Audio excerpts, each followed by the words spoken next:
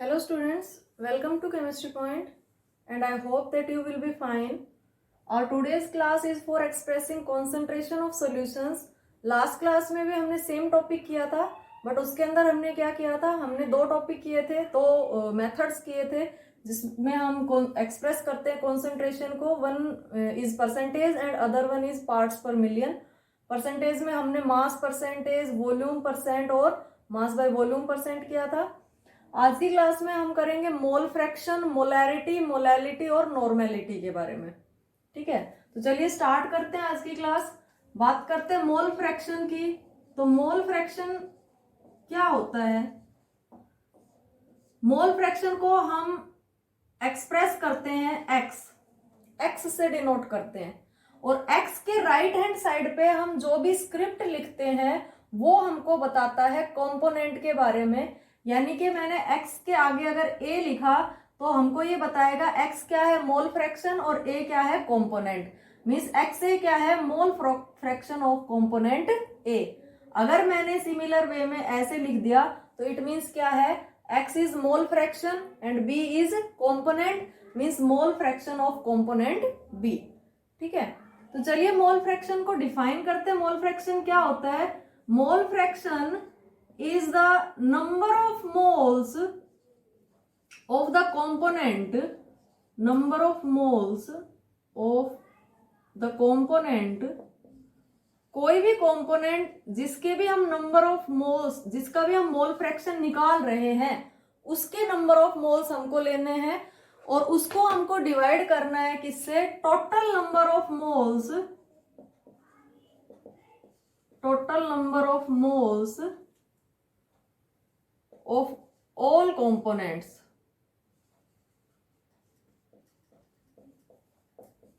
जितने भी component solution के अंदर हैं उन सभी के नंबर ऑफ मोल्स से हमको डिवाइड करना है. तो हमारे पास में क्या आ जाएगा? उस कंपोनेंट का मोल फ्रैक्शन. जैसे फॉर एग्जांपल हमारे पास में है दो कंपोनेंट ए और बी. ठीक है, अब ए के जो नंबर ऑफ मोल्स हैं सॉल्यूशन के अंदर, assume that is N A, suppose कर रहे हैं हम, और B के नंबर ऑफ मोल्स हैं NB. ठीक है, अब हमको फाइंड आउट करना है जो कंपोनेंट A है इसका मोल फ्रैक्शन. तो हम क्या लिखेंगे? मोल fraction of component A XA. और क्या होगा mole fraction? It is the number of moles of the component. अब जो कंपोनेंट A है उसके नंबर ऑफ मोल्स क्या है? NA divide by total number of moles of all the components. और हमारे पास कितने कंपोनेंट है? दो कंपोनेंट है, ए और बी. तो इन दोनों के number of moles total Na plus Nb. ठीक है, if we have I number of, we can say components in the solution. अगर हमारे पास में आई नंबर ऑफ कंपोनेंट्स हैं तो नंबर ऑफ मोल्स क्या हो जाएंगे? Ni. तो उस केस में हम क्या लिखेंगे? मान लीजिए कंपोनेंट ए का हमको मोल फ्रैक्शन निकालना है तो Na plus Nb plus Nc plus Nd plus dot dot dot and Ni. ठीक है, जितने भी हमारे पास में कंपोनेंट्स हैं सबके नंबर ऑफ मोल्स को हम ऐड कर देंगे, टोटल नंबर ऑफ मोल्स लेंगे. अगर यहाँ पे हमको कंपोनेंट बी के का मोल फ्रैक्शन यहाँ पे निकालना होता तो XB, और ऊपर हम क्या लिखते हैं? Number of moles of component B upon total number of moles of all the components. ठीक है, फॉर एग्जांपल हम एक एग्जांपल से भी इसको देख लेते हैं. मान लीजिए हमारे पास में कोई सोल्यूशन है जिसके अंदर 4 मोल्स हैं इथेनॉल के और 6 मोल्स हैं हमारे पास में वाटर के. ठीक है, अब हमको निकालना है इन दोनों के मोल फ्रैक्शंस. तो देखिए हम निकाल रहे हैं मोल फ्रैक्शन ऑफ इथेनॉल. इथेनॉल का मोल फ्रैक्शन क्या होगा इसके अंदर? इथेनॉल के कितने नंबर ऑफ मोल्स हैं? 4 अपॉन टोटल हमारे पास में कंपोनेंट्स कितने? 2 ही हैं, वाटर और इथेनॉल. तो इन दोनों के नंबर ऑफ मोल्स का टोटल, तो सम कितना हो जाएगा इनका? 4 प्लस 6. ठीक है, तो इट इज 0.4. ठीक है, तो हमारे पास में मोल फ्रैक्शन जो आया इथेनॉल का वो कितना है? 0.4 मोल. सिमिलरली अगर हम वाटर का मोल फ्रैक्शन निकाले यहाँ पे तो मोल फ्रैक्शन ऑफ वाटर H2O क्या होगा?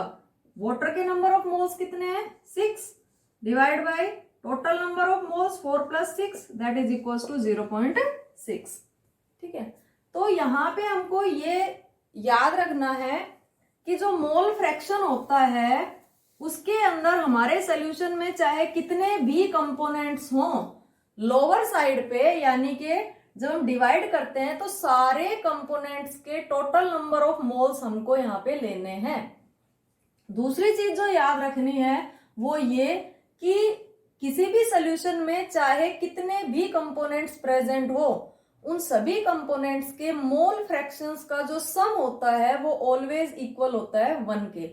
मींस अगर मैं बात करूं mole fraction of A, mole fraction of B, mole fraction of C, mole fraction of D, ठीक है, and we have I number of components, तो dot dot dot mole fraction of i यहाँ पे कुछ भी हो सकता है, मीन्स 1000, 2000, 5000, चाहे हमारे पास में कितने भी कंपोनेंट सॉल्यूशन में प्रेजेंट हो, लेकिन सभी के मोल फ्रैक्शंस का जब हम सम करते हैं तो it is always equals to 1, ये हमेशा 1 के बराबर होगा। ठीक है, नेक्स्ट है हमारे पास में मोलैरिटी। मोलैरिटी क्या होता है, देखिए वेरी वेरी इंपॉर्टेंट। मोलैरिटी को हम डिनोट करते हैं कैपिटल एम से डिनोट करते हैं। और मोलैरिटी होता क्या है, मोलैरिटी को हम डिफाइन करते हैं, it is the number of moles of solute. Molarity is the number of moles of solute, moles of solute dissolved in 1 litre of solution. तो यहां पे हमारे पास में क्या है, volume of solution in litre, अब देखिए हमें ये पता है that 1 litre is equal to 1 decimetre cubic के बराबर होता है। ठीक है, तो यहां पे वॉल्यूम हमारा डेसीमीटर क्यूबिक में भी हो सकता है। ठीक है, ये हमको याद रखना है। ये कन्वर्जन हमको आना चाहिए 1 millilitre is equal to 1 centimetre cubic के बराबर होता है। ठीक है, तो इन केस अगर हमारे पास में न्यूमेरिकल आ गया और न्यूमेरिकल में हमको सॉल्यूशन का वॉल्यूम लीटर में गिवन नहीं है और हमको गिवन है इन मिलीलीटर में गिवन है, तो उस केस में हम क्या करेंगे, इसको मल्टीप्लाई कर देंगे 1000 से। ये हमको ध्यान रखना है फॉर्मूला के अंदर। अगर हमारा वॉल्यूम गिवन है सेंटीमीटर क्यूबिक के अंदर तो वो भी हमारी सेम ही बात है, क्योंकि 1 millilitre is equal to 1 centimetre cubic. तो यहाँ पे अगर सेंटीमीटर क्यूबिक के अंदर भी गिवन है वॉल्यूम तो भी हम इसको क्या करेंगे 1000 से मल्टीप्लाई करेंगे। But for the sake of convenience हम याद रखते हैं कि वॉल्यूम जो है सॉल्यूशन का वो किस में लेना है, हमको लीटर में, और लीटर डेसीमीटर क्यूबिक के भी बराबर होता है। ठीक है, अब बात करते हैं मोलैरिटी की यूनिट्स की। मोलैरिटी की यूनिट्स क्या होंगी, देखो नंबर ऑफ मोल्स है तो इनको तो हम मोल में ही, मोल्स की यूनिट क्या होगी मोल, और हमारे पास में वॉल्यूम है सॉल्यूशन का किस में, लीटर के अंदर, तो मोलैरिटी की यूनिट क्या हो गई मोल पर लीटर, या फिर हम इसको ऐसे भी लिख सकते हैं मोल पर लीटर। ठीक है, और मोल पर लीटर जो है ये इक्वल होता है 1 मोलर के। तो मोलैरिटी को हम बेसिकली 1 मोलर की टर्म्स में एक्सप्रेस करते हैं एज कंपेयर टू मोल पर लीटर। ठीक है, अब देखिए मान लीजिए हमको ये बोल दिया जाए दैट 0.25 मोल पर लीटर, और मोल पर लीटर को हम क्या बोल सकते हैं, मोलर भी बोल सकते हैं, तो फिर हम इसको ये भी बोल सकते हैं 0.25 molar of NaOH solution. What does it mean, इसका क्या मतलब है। अब आपसे ये क्वेश्चन ऐसे नहीं पूछा जाएगा कि इसका क्या मतलब, आप ये बताइए। मतलब न्यूमेरिकल्स में आपको क्वेश्चन इस तरीके से गिवन होता है, तो वहां पे हम इसका क्या मतलब समझेंगे, क्या समझेंगे कि 0.25 मोलर NaOH सॉल्यूशन का क्या मतलब है। इसका मतलब है that 0.25 moles of NaOH are dissolved in 1 litre solution. हमारे पास 1 लीटर सॉल्यूशन के अंदर कितने मोल्स सोल्यूट यानी कितने मोल्स NaOH के 0.25 मोल्स NaOH के डिजोल्व हैं, और इसको हम क्या बुला रहे हैं, मोलैरिटी बुला रहे हैं।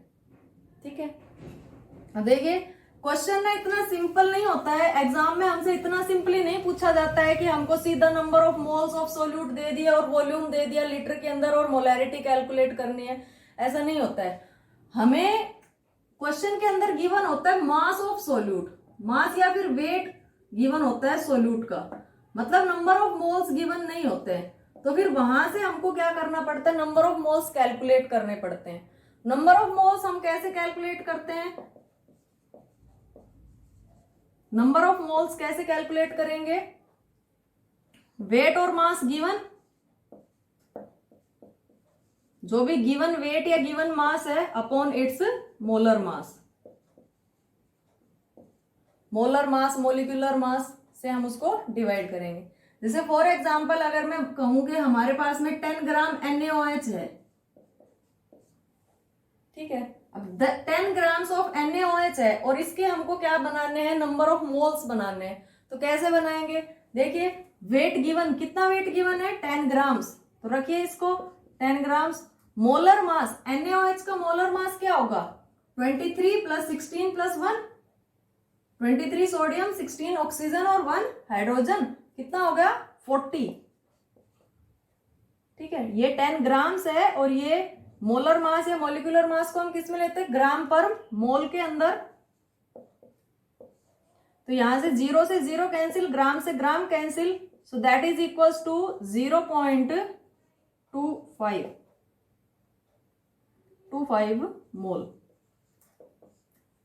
इट मीन्स कि जो हमारा 10 ग्राम NaOH है उसके अंदर कितने मोल हैं, NaOH के कितने मोल बने 0.25 मोल। ठीक है, क्योंकि क्वेश्चन में हमको वेट या फिर मास ही गिवन होता है, नंबर ऑफ मोल्स हमको कैलकुलेट करने पड़ते हैं। सिमिलरली वॉल्यूम भी हमको इतना इजीली लीटर या डेसीमीटर क्यूबिक में गिवन नहीं होता है, वॉल्यूम हमको या तो मिलीलीटर में गिवन होता है या सेंटीमीटर क्यूबिक में गिवन होता है। तो उस सिचुएशन में हमको ध्यान रखना अगर मिलीलीटर या सेंटीमीटर क्यूबिक में है तो हम 1000 से इसको मल्टीप्लाई कर लेंगे। ठीक है, चलिए आगे चलते हैं। नेक्स्ट है हमारे पास में molality, also very important. Molality वो था मोलैरिटी, ये है मोलैलिटी। मोलैलिटी को हम स्मॉल m से डिनोट करते हैं, स्मॉल m। डिफरेंस क्या है मोलैरिटी और मोलैलिटी के अंदर, देखिए मोलैलिटी क्या होता है, it is the number of moles of solute, number of moles of solute dissolved in 1 kg of solvent. 1 kg, kg किसकी यूनिट होती है, मास की यूनिट होती है। तो हमको यहाँ पे क्या लेना है, मास लेना है, किसका, सोलवेंट का। तो हम लेंगे यहाँ पे क्या, mass of solvent in kg, क्योंकि डेफिनेशन में हम बोल रहे हैं molality is the number of moles of solute dissolved in 1 kg of solvent. 1 kg solvent के अंदर, तो सोलवेंट का क्या लेना है हमको, मास। अब ये तो है हमारा फॉर्मूला कि अगर सोलवेंट का मास हमको किलोग्राम में गिवन हो, इन केस अगर हमें सोलवेंट का मास ग्राम्स में गिवन हो तो हम इसको 1000 से मल्टीप्लाई कर देंगे यहाँ पे। ठीक है, और अभी नंबर ऑफ मोल्स कैलकुलेट कैसे करते हैं वो हम बात कर चुके हैं। ठीक है, तो मोलैलिटी की यूनिट्स क्या होंगी, सिंपली वही हम मोल्स को कैलकुलेट करते हैं इन मोल अपॉन मास है kg, तो मोलैलिटी की यूनिट क्या हो गई, मोल पर kg। मोल पर kg, और मोल पर kg को हम क्या बुलाते हैं, 1 मोलल। मोलल वो मोलर था, ये मोलल है। ठीक है, तो 1 मोलल कॉन्सेंट्रेशन क्या होता है, जैसे फॉर एग्जांपल अगर हम बात करें कि हमने बोल दिया भाई 1.00 मोलल या फिर 1.00 मोल पर kg solution of KCl, KCl का सॉल्यूशन है। So what does it mean, क्या समझेंगे हम इससे, क्वेश्चन में अगर हमको ऐसे दे दिया जाए तो हम इससे क्या मतलब समझेंगे। इट मीन कि जो हमारा सोलवेंट है kg, 1 kg सोलवेंट के अंदर 1.00 मोलर का क्या मतलब हुआ, केसीएल है। अब देखिए केसीएल का क्या लेना है हमको, यहाँ पे मोलर मास लेना है, ठीक है। तो केसीएल का मोलर मास क्या होगा, 39 प्लस 35 प्लस 5.5। पोटेशियम का 39 होता है और कैल्शियम का 35.5 होता है, so that is equals to 74.5 gram, ठीक है। सो इट मीन्स कि 74.5 gram of KCl is dissolved in 1 kg of solvent. 1 kg solvent के अंदर 74.5 ग्राम KCl डिजोल्व्ड है।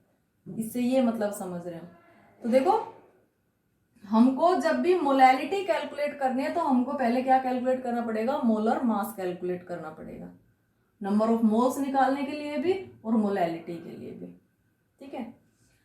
आगे चलते हैं कि एक बहुत ही इंपॉर्टेंट यहां से क्वेश्चन अराइज होता है जो कि कई बार एग्जाम्स में आता है कि मोलैलिटी और मोलैरिटी दोनों में से कौन टेम्परेचर के साथ में वेरी करते हैं या टेम्परेचर डिपेंडेंट होती हैं। देखिए अभी तक हमने जितनी भी टर्म्स पढ़ी हैं जो कि जिनमें हम एक्सप्रेस करते हैं कॉन्सेंट्रेशन को, उनके अंदर से मास परसेंट, पार्ट्स पर मिलियन और हमारा मोलैलिटी और नंबर ऑफ मोल्स या we can say mole fraction, number of moles नहीं मोल फ्रैक्शन, तो ये सारी की सारी जो यूनिट्स हैं या ये सारे के सारे जो एक्सप्रेशंस हैं ये टेम्परेचर पे डिपेंड नहीं करते हैं, ठीक है। जबकि अगर हम बात करें मोलैरिटी की और नॉर्मेलिटी जो कि हम अभी आगे करने वाले हैं, मोलैरिटी जो है ना ये टेम्परेचर डिपेंडेंट यूनिट है, टेम्परेचर के साथ वेरी करती है। मतलब टेम्परेचर इंक्रीज या डिक्रीज करोगे तो मोलैरिटी इंक्रीज डिक्रीज होगी, वेरी करेगी। क्यों वेरी करेगी, रीजन क्या है, बिकॉज मोलैरिटी में हमने पढ़ा मोलैरिटी डिपेंड करती है किसके ऊपर, वॉल्यूम ऑफ सॉल्यूशन के ऊपर, और हमको पता है वॉल्यूम टेम्परेचर के साथ में इंक्रीज और डिक्रीज होता है, टेम्परेचर से वेरी करता है। तो इसलिए अगर वॉल्यूम चेंज होगा तो मोलैरिटी भी चेंज होगी। तो मोलैलिटी टेम्परेचर के साथ में चेंज नहीं होती है। क्यों नहीं होती है, क्योंकि मोलैलिटी डिपेंड करती है मास ऑफ सॉल्वेंट के ऊपर और मास टेम्परेचर के साथ में चेंज नहीं होता है। जबकि मोलैरिटी किस पे डिपेंड करती है, वॉल्यूम ऑफ सॉल्यूशन, और वॉल्यूम टेम्परेचर के साथ में वेरी करता है, इसलिए मोलैरिटी चेंज होगी टेम्परेचर के साथ में। ये आपको याद रखना है, ये कई बार एग्जाम्स में पूछा जा चुका है क्वेश्चन, ठीक है। नेक्स्ट है हमारे पास में नॉर्मेलिटी। नॉर्मेलिटी क्या होती है, नॉर्मेलिटी को हम डिनोट करते हैं कैपिटल एन से, कैपिटल एन से डिनोट करते हैं। अब नॉर्मेलिटी होती क्या है, देखिए नॉर्मेलिटी होती है it is the number of gram equivalents, number of gram equivalents of solute dissolved in 1 liter of solution, volume of solution, volume of solution in liter। Solution का वॉल्यूम हमको किस में लेना है, लीटर में लेना है। अगर मिलीलीटर में गिवन हो तो सिंपली वही 1000 से मल्टीप्लाई कर देंगे। अब क्योंकि नॉर्मेलिटी भी वॉल्यूम डिपेंडेंट है तो ये भी टेम्परेचर के साथ में वेरी करती है, चेंज होती रहती है, ठीक है। अब ऊपर देखिए हमारे पास में दिया हुआ है ग्राम इक्विवेलेंट्स क्या होते हैं। ग्राम इक्विवेलेंट्स ऑफ सोल्यूट कैसे कैलकुलेट करेंगे, तो ग्राम इक्विवेलेंट कैसे कैलकुलेट करेंगे हम, मास ऑफ सोल्यूट, जो भी सोल्यूट का मास हमको गिवन होगा वो upon equivalent mass, equivalent mass और इक्विवेलेंट वेट कुछ भी बोल सकते हैं हम, ठीक है। सिमिलरली अब हम यहाँ पे बात करें अगर इक्विवेलेंट वेट की, तो इक्विवेलेंट वेट हम कैसे कैलकुलेट करते हैं, तो देखिए वैसे एक चीज याद रखिए, नाउअडेज नॉर्मेलिटी को ना यूज नहीं किया जाता है for expressing concentration of solutions, ठीक है। तो इक्विवेलेंट वेट पर फिर भी हमको पता तो होना ही चाहिए। इक्विवेलेंट वेट को हम कैसे कैलकुलेट करते हैं, atomic mass of element, element का जो एटॉमिक मास होता है वो, और उसको हम डिवाइड करते हैं वैलेंसी ऑफ दैट एलिमेंट, उस एलिमेंट की जो वैलेंसी होगी उस वैलेंसी से हम उसको डिवाइड करेंगे एटॉमिक मास को, तो हमारे पास में क्या आ जाएगा, इक्विवेलेंट वेट आ जाएगा। ठीक है, सोल्यूट का मास हमको गिवन होगा और वहां से हम क्या निकालेंगे, ग्राम इक्विवेलेंट, और ग्राम इक्विवेलेंट और वॉल्यूम ऑफ सॉल्यूशन, तो हमारे पास आंसर आ जाएगा किसका, नॉर्मेलिटी का। अब देखिए फॉर एग्जांपल अगर हम बात करें, हमारे पास में एलिमेंट है सोडियम। ठीक है, तो वैलेंसी में ना हमको सिर्फ वैलेंसी का नंबर देखना है कि वैलेंसी 1 है, 2 है, 3 है। अब वो 1 2 3 पॉजिटिव में है, नेगेटिव में, उससे हमको कोई मतलब नहीं है यहाँ पे। जैसे मैं बात करूं सोडियम की, तो सोडियम का एटॉमिक मास कितना होता है, 23, और वैलेंसी कितनी होती है, 1। अब 1 होती तो 1 पॉजिटिव है, लेकिन हम पॉजिटिव को नहीं देख रहे, हम यहाँ सिर्फ 1 को देख रहे हैं। तो हम बात करें अगर सोडियम के इक्विवेलेंट वेट की, तो सोडियम का इक्विवेलेंट वेट कितना होता है, 23। सिमिलरली अगर ऑक्सीजन की बात करें तो ऑक्सीजन का एटॉमिक मास कितना होता है, 16, और वैलेंसी कितनी होती है, 2 नेगेटिव। ठीक है, तो जब हम इसको डिवाइड करेंगे तो हम बोल रहे हैं इक्विवेलेंट वेट ऑक्सीजन का कितना होता है, 8। ठीक है, तो इस तरीके से हम कैलकुलेट कर सकते हैं gram equivalents of solute. This is normality, but now it is normality को एक हम बोल सकते हैं कि एक्सप्रेस करने के लिए कॉन्सेंट्रेशंस को यूज नहीं किया जाता है। तो ये थे हमारे कि हम किस तरीके से कॉन्सेंट्रेशंस ऑफ सॉल्यूशंस को एक्सप्रेस कर सकते हैं डिफरेंट मेथड्स से, डिफरेंट वेज के अंदर। नेक्स्ट हमारे पास है solubility, which we are going to do in our next class.